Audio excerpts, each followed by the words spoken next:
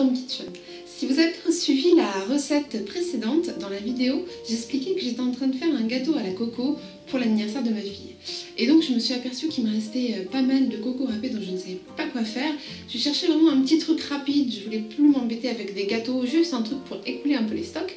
Vous voyez ce que je veux dire quand on essaye de chercher comment se débarrasser des petites choses qui traînent dans les placards, on ne sait pas trop ce qu'on va en faire, on n'a pas envie que ça traîne pendant des mois dans des coins, etc.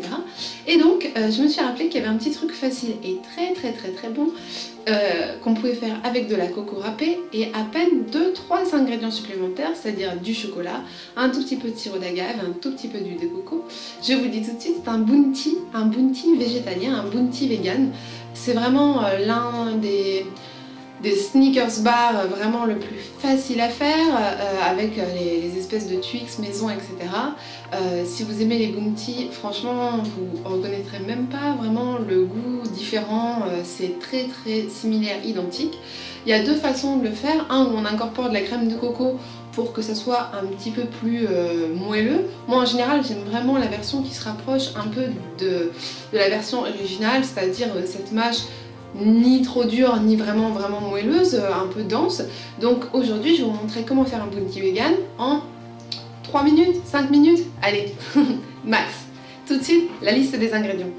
Alors pour les ingrédients, il vous faudra environ 200 g de chocolat noir à pâtisser, du sirop d'agave, de la noix de coco râpée, un petit peu d'huile de coco, vraiment pure, simple, un petit peu de vanille, mais ça c'est optionnel, c'est parce que ça ajoute un bon petit goût. On sent pas vraiment que c'est pas vraiment une sucrerie à la vanille, mais ça apporte quelque chose de sympa. Et une pointe de sel pour contrebalancer le tout. Voilà, il faut juste grosso modo 4 ingrédients vraiment nécessaires. Et donc là, dans la cuve de votre mixeur, et non pas blender, je dis bien mixeur, vous allez mettre 100 g de noix de coco râpée, 70 g de sirop d'agave,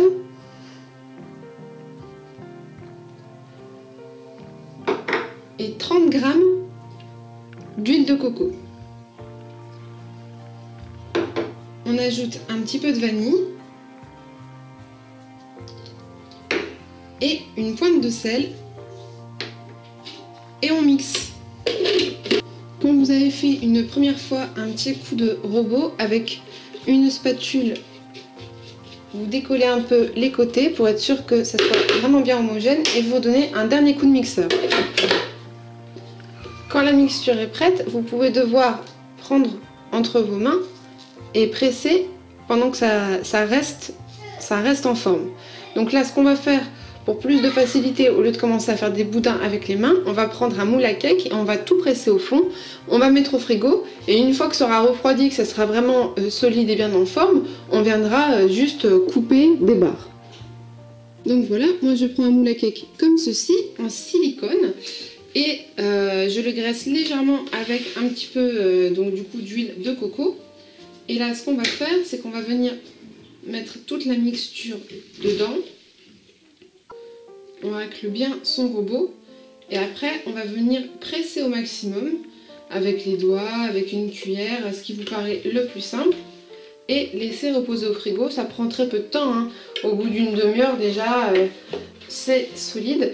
Et ce qui est bien, c'est que vous pouvez même l'utiliser, par exemple si vous n'aimez pas le chocolat, ça existe, et bien vous pouvez même utiliser cette base pour par exemple un gâteau sans gluten ou des petites bouchées, ça peut aller même avec des fruits rouges, ça peut être une base pour quelque chose, ou même une base à cake justement. Donc on vient bien tout presser comme ça.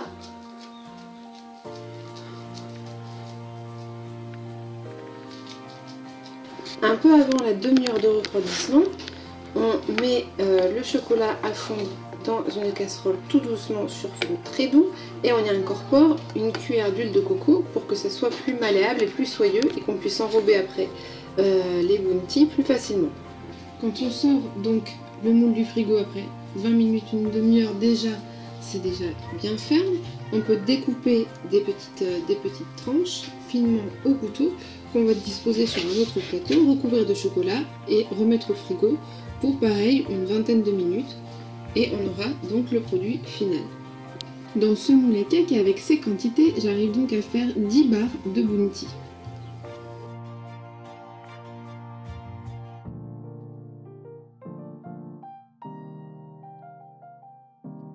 Après un petit temps de refroidissement, voici mes jolis bounty bien recouverts de chocolat. Quand ça dépassait un petit peu et tout, juste on découpe un petit peu ce qui dépasse de chocolat qui a refroidi au frigo. Voilà pour l'intérieur qui est bien blanc, qui se tient bien. On a cette bonne couche de chocolat, l'intérieur qui est ferme et fondant à la fois. Cette recette, elle est satisfaisante, elle est simple et surtout elle est très très rapide. C'est tout aussi rapide qu'une mousse au chocolat, hein. Ça se fait vraiment un petit coup de mixeur, faire fondre le chocolat, on peut même le faire fondre au micro-ondes, un petit coup de frigo. Et on a des barres de bounty vegan, toutes faites pour pas très cher et assez facilement. Donc moi je vous conseille vraiment d'utiliser cette recette et de vous me dire, et aussi de me dire du coup ce que vous en pensez. Et voilà, la recette est déjà finie. N'hésitez pas à me dire ce que vous en avez pensé en commentaire. Si vous avez rencontré des difficultés pour cette recette, même s'il ne devrait pas trop en avoir. De toute façon, je vous attends pour vos réflexions à vos fourneaux. En attendant, on se dit à très vite pour de nouvelles aventures sur Home Kitchen. Salut!